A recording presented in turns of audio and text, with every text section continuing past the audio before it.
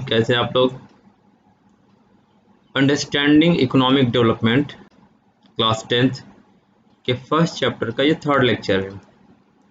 इस लेक्चर में हम पढ़ेंगे how to compare different country and different state, what are the other criteria to compare. यानी हमारे चैप्टर का हमारा लेक्चर का टॉपिक होगा कि हम दो देशों में, दो राज्यों को हम कैसे कंपेयर करते हैं, तुलना कैसे करते हैं, तुलना करने का आधार क्या होता है। तो आगे हम देखते हैं क्या है हमारा सवाल। अब ये उठता है पहले कि सर आपने कल बोला था कि डेवलपमेंट का मतलब अलग अलग लोगों के लिए अलग अलग होता है, different people have different developmental goal. तो देश का भी डेवलपमेंटल गोल अलग अलग, देश का डेवलपमेंटल गोल अलग अलग होगा, अलग अलग देशों की इकोनॉमिक कंडीशन अलग अलग होगी। तो फिर हम किस आधार पर कंपेयर करेंगे। तो आपको पहले ये मैं बता देना चाहता हूँ कि जैसे हम स्कूल में अलग अलग चीज़ों के लिए अलग अलग क्राइटेरिया लेते हैं कंपेयर करने के लिए। जैसे अगर हमें साइंस में बच्चे का सिलेक्शन लेना है तो हम मार्क्स का क्राइटेरिया लेंगे। अगर स्पोर्ट में सिलेक्शन का है तो हमारा क्राइटेरिया एंड्योरेंस एंड फिटनेस हो जाएगा, उस पर्टिकुलर गेम में स्किल हो जाएगी। तो ये तो बात समझ में आ जाना चाहिए कि जब हमारा कंपेयर करेंगे, जब किसी चीज़ को तुलना करेंगे तो सबसे ज़रूरी ये हो जाता है कि तुलना करने का आधार इस बात पर निर्भर करता है कि किस लिए हम तुलना कर रहे हैं। यानी गेम में जब हम तुलना करेंगे तो हमारा आधार अलग होगा, एकेडमी के लिए हम तुलना करना होगा तो हमारा आधार अलग होगा। यानी अलग अलग चीज़ों के लिए तुलना करने के लिए जो बेस होगा वो अलग अलग होगा। तो जब हम दो देशों में तुलना करेंगे तो कुछ आधार ले लेंगे। अगर हम आर्थिक तुलना करना है तो हम सबसे पहले जो सिंपल मेथड है तुलना करने का, उसमें हम लेते हैं उस देश की कुल आय। यानी किसी देश का दूसरे देश से तुलना करना हो, कंपेयर करना हो, किसी एक राज्य का दूसरे राज्य से तुलना करना हो, किसी एक व्यक्ति का दूसरे व्यक्ति से तुलना करना हो, तो मुख्य रूप से जो पहला कंपोनेंट हम लेते हैं उसको हम बोलते हैं कुल आय, या अगर हम अर्थव्यवस्था के तौर पर कहें तो जीडीपी। जीडीपी में मतलब होता है सकल घरेलू उत्पाद या ग्रॉस डोमेस्टिक प्रोडक्ट। अब ये ग्रॉस डोमेस्टिक प्रोडक्ट क्या है? Monetary value of all the finished goods and services made with in the domestic territory of a country during a specific period. यानी जीडीपी का मतलब है एक देश के आर्थिक क्षेत्र में जितने भी लोग निवास करते हैं उनकी जो, अगर हम आय को जोड़ लें या उनके द्वारा उत्पादित वस्तुओं और सेवाओं के मूल्य को अगर हम जोड़ दें तो वह हमें जीडीपी मिल जाएगा। यानी एक सामान्य भाषा में कहें तो जीडीपी का मतलब एक देश की आर्थिक सीमा में रहने वाले सभी लोगों की अगर आय को जोड़ दिया जाए तो वह हमारे देश की आय निकल आएगी, जिसको हम सकल घरेलू उत्पाद कहेंगे। सकल घरेलू उत्पाद की तुलना करने में कुछ समस्याएं भी हैं। यद्यपि कि सकल घरेलू उत्पाद जीडीपी सबसे पॉपुलर कंपेयर करने का एक तरीका है। यानी देशों के बीच कौन सा देश अमीर या गरीब होगा, सबसे कॉमन फैक्टर हमारे निकालते हैं, जिसमें हम बोलते हैं जिसकी आय ज़्यादा होगी वह देश अमीर होगा। लेकिन इसके कुछ ड्रॉबैक हैं, इसको हम उदाहरण से समझते हैं। हम इंडिया को ले लेते हैं, पड़ोस में श्रीलंका को ले लेते हैं। हमारी जो जीडीपी है मान लेते हैं कि 10,000 रुपये की जीडीपी है, एक छोटा सा अमाउंट लेते हैं तुलना करने के लिए। यानी हमारी सकल घरेलू उत्पाद हम मान लेते हैं कि 10,000 रुपये है और श्रीलंका की जो आय है, सकल घरेलू आय, वो 5,000 रुपये है। तो आपको देखने में ये लगेगा कि भारत की जो आय है वो श्रीलंका की आय से दूनी है। यानी भारत एक विकसित देश होगा या श्रीलंका से एक बहुत आगे वाला देश होगा, आर्थिक रूप से संपन्न देश होगा। लेकिन हम यहाँ एक गलती कर बैठते हैं जब हम उन दोनों देशों में रहने वाले लोगों की संख्या को इग्नोर करते हैं। जब हम जीडीपी कहते हैं तो सिर्फ हम जीडीपी उस देश की आय को लेते हैं, उस देश में रहने वाले लोगों को हम इग्नोर करते हैं। लेकिन क्या भारत की जनसंख्या और श्रीलंका की जनसंख्या एक है? अगर नहीं है तो भारत में यदि जनसंख्या ज़्यादा है श्रीलंका से, तो निश्चित तौर पर वह 10,000 रुपये ज़्यादा लोगों में बटेगा और वो 5,000 रुपये श्रीलंका में कम लोगों में बटेगा। तो ऐसा भी हो सकता है कि जिस देश की आय कम हो, उस देश के लोगों की जनसंख्या कम होने से वहाँ की आर्थिक स्थिति अच्छी हो सकता है। तो इसका ये मतलब हमें समझ में आया, जब हम तुलना करेंगे किसी एक देश का दूसरे देश से, किसी एक स्टेट का दूसरे स्टेट से, तो सिर्फ जीडीपी को हम कंपेयर नहीं करेंगे। जीडीपी यानी सकल घरेलू आय एक अच्छा इंडिकेटर तो है, लेकिन इसके अलावा हमें और भी बातों को ध्यान में रखना होगा। तो हम रखते हैं प्रति व्यक्ति आय, जिसको हम बोलते हैं पर कैपिटा इनकम। यानी हमारी तुलना करने का जो दूसरा आधार होगा वो पर कैपिटा इनकम होगा, प्रति व्यक्ति आय होगा। प्रति व्यक्ति आय क्या होता है? Per capita income. पर कैपिटा इनकम क्या है? औसत। इसको हम बोलेंगे पर capita income is measured the amount of money earn पर पर्सन इन नेशन। यानी देश में प्रति व्यक्ति को कितना पैसा मिला, जब हम औसत निकालेंगे तो मालूम चल जाएगा। Per capita income is to be used to determine the average person income for the area to evaluate the standard of living and quality of life of the population। यानी हम प्रति व्यक्ति आय को किस लिए निकालना जरूरी है कि उस देश में प्रति व्यक्ति यानी औसत आय क्या है, और औसत आय निकालने का एक सिंपल सा फॉर्मूला है per capita income equal to total population, total income. और प्रति व्यक्ति आय निकालने के लिए हम कुल आय में जनसंख्या से भाग दे देंगे, यानी जनसंख्या को से डिवाइड कर देंगे, तो जो अमाउंट आएगा वो पर कैपिटा इनकम कहलाएगा। तो दो बातें, यानी पहले हम जीडीपी से तुलना करेंगे, लेकिन जीडीपी सही पिक्चर नहीं देता, तो हम प्रति व्यक्ति आय यानी पर कैपिटा इनकम से तुलना करेंगे। यानी जिस देश में प्रति व्यक्ति आय ज़्यादा होगी उसको हम अमीर देश, और जिस देश में कम होगी उसको उसकी तुलना में गरीब देश कहेंगे। लेकिन प्रति व्यक्ति आय की भी अपनी एक सीमा है। क्या है? प्रति व्यक्ति आय की सीमा को समझने से पहले हम ये समझ लेते हैं कि वर्ल्ड बैंक हमें विकसित देश, विकासशील देश किस आधार पर डिफाइन करता है। वर्ल्ड बैंक को हम बोलते हैं IBRD, international bank for reconstruction and development, और वो हर साल एक रिपोर्ट प्रस्तुत करता है जिसको हम बोलते हैं world development report. World development report में ये बताया जाता है कि कौन से देश अमीर देश हैं और कौन से देश गरीब देश हैं, और इस अमीर और गरीब देश के क्लासिफिकेशन का जो आधार है वो प्रति व्यक्ति आय है। यानी एक साल में एक व्यक्ति को कितना आय मिल रहा है, इसके आधार पर वर्ल्ड बैंक ये क्लासिफाई करता है कि कौन सा देश अमीर है और कौन सा देश गरीब है।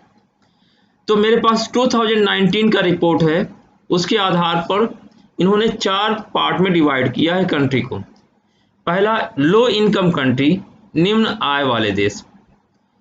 निम्न आय वाले देश को उन्होंने कहा जिन देशों की प्रति व्यक्ति प्रति वर्ष आय $1,025 $1,025 या इससे कम है, उनको उन्होंने कहा कि वो गरीब देश हैं या निम्न आय वाले देश हैं, लो इनकम कंट्री बोलते हैं।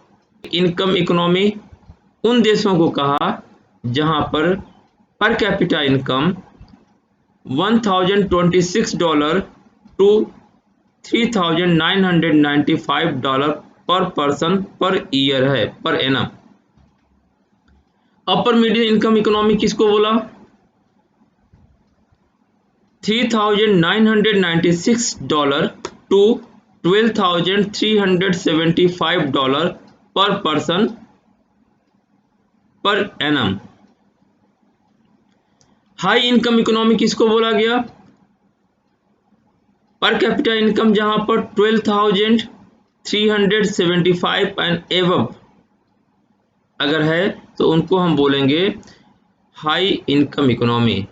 यानी वर्ल्ड बैंक ने जो क्लासिफिकेशन किया है विकसित और विकासशील, गरीब और अमीर देशों का, वो प्रति व्यक्ति आय है। प्रति व्यक्ति आय का क्राइटेरिया उन्होंने 4 डिवाइड किया है, यानी ये जो अमाउंट दिया गया है वो डॉलर में दिया गया है। अगर आपको अपने देश की वैल्यू निकालनी है तो इसको आप एक्सचेंज रेट से मल्टीप्लाई कर सकते हैं। यानी अगर हम कहें कि $1 इक्वल टू 72 रुपीज़ या 73 रुपीज़ है, तो 73 मल्टीप्लाइज बाई दैट अमाउंट अगर आप मल्टीप्लाई करेंगे तो आपको ये मालूम चल जाएगा रुपए में इसका मूल्य क्या है। अब हमने देखा कि प्रति व्यक्ति आय की क्या सीमा है, तो अब हम देखते हैं कि मान लेते हैं कंट्री ए है। कंट्री ए में ये 5 लोग हैं, 1 2 3 4 एंड 5, और पैसे का डिवीजन ये है 9,500, 10,500, 9,800, 10,000 और 10,200।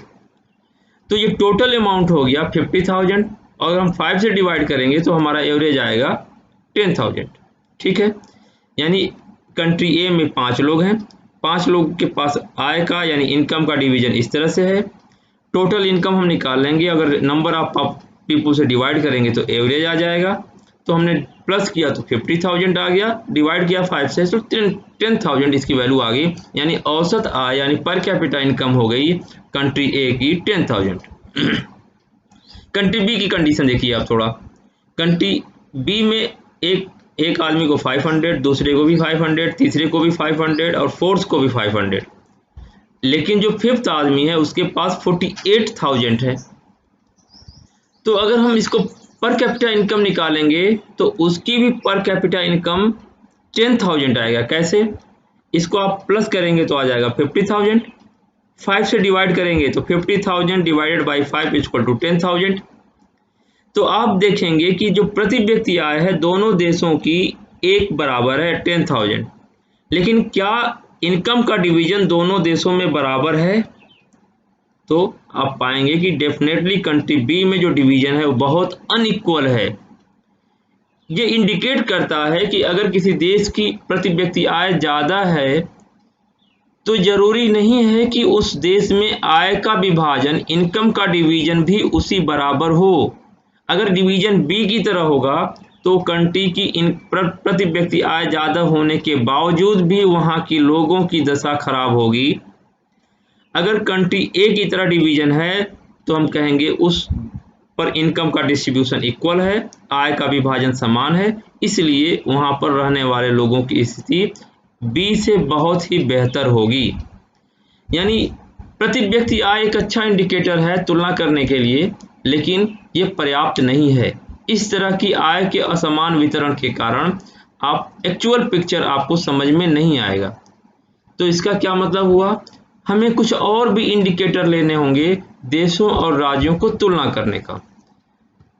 यहाँ पर हमने 3 स्टेट को लिया है, पंजाब, केरला और बिहार। पंजाब की पर कैपिटा इनकम 26,000 है, 2003 का आंकड़ा है मेरे पास। केरला की जो पर कैपिटा इनकम है 22,800 है और बिहार की 5,700 है।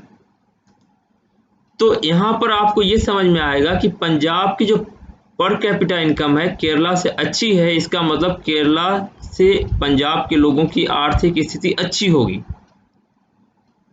लेकिन जब हम और इंडिकेटर देखेंगे तो वास्तव में मालूम चलेगा कि पंजाब में पर कैपिटा इनकम ज़्यादा होने के बावजूद भी वह केरला से बहुत मामलों में पीछे है और बिहार तुलना से बाहर है। तो इसके लिए हम 3 टर्म को पहले समझ लेते हैं, हम आगे चल के इन 3 टर्म का यूज करेंगे। इसको हम बोलते हैं इन्फेंट मोर्टिलिटी रेट, जिसको हम बोलते हैं शिशु मृत्यु दर। शिशु मृत्यु दर है क्या? एक साल में जो 1000 बच्चे पैदा होते हैं उनमें से कितने बच्चे डेथ कर जाते हैं, इस रेशियो को ही हम बोलते हैं इन्फेंट मोर्टिलिटी रेट यानी शिशु मृत्यु दर। Infant mortality rate indicates the number of children that die before the age of 1 year as a proportion of 1000 live children born in the particular year। यानी एक साल में जो 1000 बच्चे पैदा होते हैं उनमें से 1 साल की उम्र पूरा करने से पहले कितने बच्चे डेथ कर जाते हैं, उसके साथ अनुपात जब हम निकालेंगे तो उसको हम बोलेंगे शिशु मृत्यु दर। तो आपको एक बात समझ में आ गई शिशु मृत्यु दर क्या है। दूसरा शब्द आएगा एग्जाम में आमतौर पर इसको डिफाइन करने के लिए आएगा कि शिशु मृत्यु दर को परिभाषित कीजिए। लिटरेसी रेट, 7 ईयर या इससे ऊपर की जो जनसंख्या है और उस जनसंख्या का वह हिस्सा जो पढ़ा लिखा है, जब हम अनुपात निकालेंगे तो इसको हम बोलते हैं लिटरेसी रेट। 7 से नीचे हम नहीं लेते हैं, क्योंकि हमारी जो लिटरेसी रेट निकालते हैं अभी हम जो लेते हैं 7 एंड एबव 7। तो measure literacy rate measure the proportion of literate population in the 7 and above age group. कुल जनसंख्या में वह जनसंख्या जो 7 साल या उससे ऊपर है, जो पढ़ लिख सकती है, उसका अनुपात ही लिटरेसी रेट या साक्षरता दर कहलाता है। नेट अटेंडेंस रेशियो बोलते हैं इसको, निबल नामांकन दर। It is the total number of children of the age group of 6 to 10 attending school as a percentage of total number of children in the same age group. यानी 6 year से 10 year की कितनी जनसंख्या है, उस जनसंख्या में से कितने बच्चे हैं जो वास्तव में स्कूल जाते हैं, उसका अनुपात ही नेट अटेंडेंस रेशियो कहलाता है। ऐसे समझिए कि 6 ईयर्स टू 10 ईयर की कितनी जनसंख्या है, कितने बच्चे हैं, और उस जनसंख्या का कितना हिस्सा हमारे पास स्कूल जाता है, उसके अनुपात को ही हम बोलते हैं नेट अटेंडेंस रेशियो। अब अगर हम इन्फेंट मोटिलिटी रेट देखें तो पंजाब की जो इन्फेंट मोटिलिटी रेट है 49 है, यानी हर 1000 बच्चे जो पैदा होते हैं उसमें से 49 बच्चों का डेथ हो जाता है 1 साल की उम्र पूरा करने के पहले। केरला में 11 बच्चे का ही डेथ होता है और बिहार में 60 बच्चे डेथ कर जाते हैं 1 साल की उम्र पूरा करने से पहले। इसका मतलब क्या है? जो इन्फेंट मोटिलिटी रेट है उस स्टेट की मेडिकल इंफ्रास्ट्रक्चर को इंडिकेट करता है। जहां पर मेडिकल इंफ्रास्ट्रक्चर अच्छी होगी, सुलभ होगी, आसानी से लोगों को उपलब्ध होगी, वहां पर इन्फेंट मोटिलिटी रेट कम होगा। तो हम देखें तो केरला में 11, पंजाब में 49 और बिहार में 60 बच्चे डेथ कर जाते हैं 1 साल की उम्र पूरा करने से पहले। ज़्यादा इन्फेंट मोटिलिटी रेट इस बात को इंडिकेट कर रहा है कि उन राज्यों में स्वास्थ्य सुविधाओं की व्यवस्था अच्छी नहीं है। तो तुलनात्मक रूप से हम कह सकते हैं केरला स्वास्थ्य मामलों में पंजाब और बिहार से बहुत अच्छी स्थिति में है। दूसरा एक इंडिकेटर है लिटरेसी रेट, जिसको हम साक्षरता दर बोलते हैं। 2011 का डेटा हमारे पास किताब में है, उसी को हमने लिया है आपके लिए।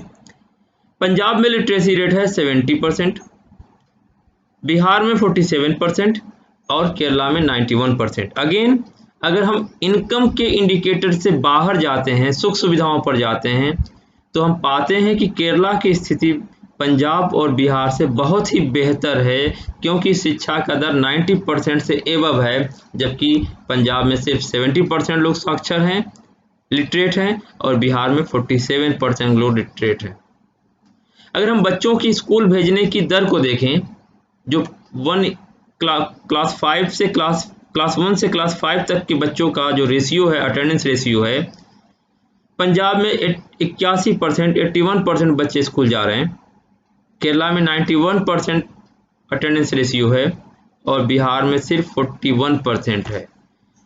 तो यहाँ हम ये कंक्लूड कर सकते हैं कि जब किसी राज्य का किसी देश का तुलना करना हो तो उस राज्य उस देश की कुल आय, प्रति व्यक्ति आय और उसके साथ ही साथ शिशु मृत्यु दर, साक्षरता का दर, नामांकन दर, स्वास्थ्य सेवाओं की उपलब्धता, इन सब बातों के आधार को बना के हम तुलना कर सकते हैं। यानी तुलना का आधार सिर्फ एक इंडिकेटर न होके बड़े सारे इंडिकेटर होंगे, जिसके आधार पर हम तुलना कर सकते हैं और कह सकते हैं कि कौन सा राज्य आगे है और कौन सा राज्य पिछड़ा राज्य कहलाएगा। तो आज के लिए इतना ही, अगला लेक्चर हम कल करेंगे।